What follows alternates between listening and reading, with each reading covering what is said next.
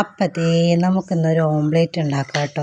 അപ്പോഴേക്കും നമ്മൾ ഓംലേറ്റ് ഉണ്ടാക്കാൻ എന്താ പ്രത്യേകത എന്ന് ഒരു ചെറിയ പ്രത്യേകത ഉണ്ട് ഇന്നത്തെ ഓംലേറ്റിന് കേട്ടോ. എന്തൊക്കെയാ അറിയാം, നമ്മൾ സാധാരണ ഒരു ഓംലേറ്റ് ഉണ്ടാക്കുമ്പോൾ അതിലേക്ക് ഉള്ളി, പച്ചമുളക് എന്ന് മാത്രമല്ലേ ചേർക്കാറുള്ളൂ. എന്നാൽ ഇതിലേക്ക് ഉള്ളി വേണം, പച്ചമുളക് വേണം, നല്ല നാടൻ കറിവേപ്പില ഉണ്ടെങ്കിൽ നാടൻ കറിവേപ്പിലയും, പിന്നെ കുറച്ച് പാല്, കുറച്ച് തേങ്ങ. ഇതാട്ടോ ഇതിൻ്റെ മെയിനായിട്ടുള്ളത്. കുറച്ച് പാല്, കുറച്ച് തേങ്ങയും വേണം കേട്ടോ.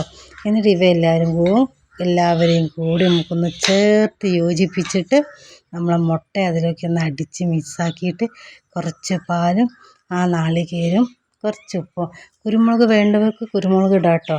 പക്ഷേ എൻ്റെ കയ്യിൽ പൊടിച്ച് വെച്ചത് തീർന്നു പോയതുകൊണ്ട് ഞാൻ കുരുമുളക് ഇട്ടില്ല കേട്ടോ. അത് നല്ല പതപ്പിച്ചെടുക്കുക, നല്ലോണം അടിക്കണം, നല്ല അടിച്ച് മിക്സാക്കുക.